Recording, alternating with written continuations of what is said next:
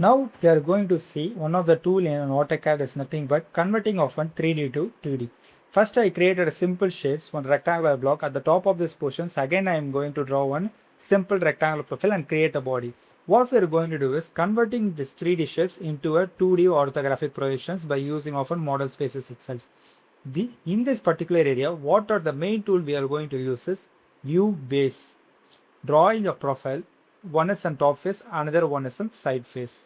Once the portion is drawn, next what we are going to use the tag, that is view base. Type a command. Next, selecting this 3D shaped body. Here we need to mention the conversions, model space.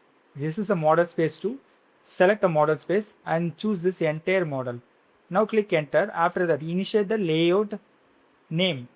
Here the layout name is 2. Once it is defined, just to close it. Afterwards, place this body at the bottom of its area and specify the orientation, top view, side view or a front view. What are the specific orientations we need to address it.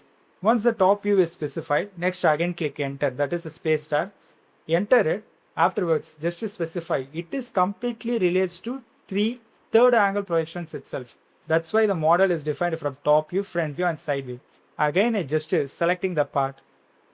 By picking of it, view base command, choose this entire shaped body. Under model space, I am going to pick this entire shape of the body.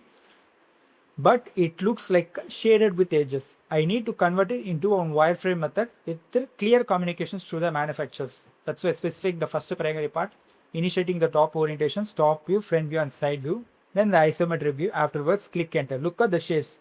It is defined with a clear orientations in this orthographic projections. Okay, thank you.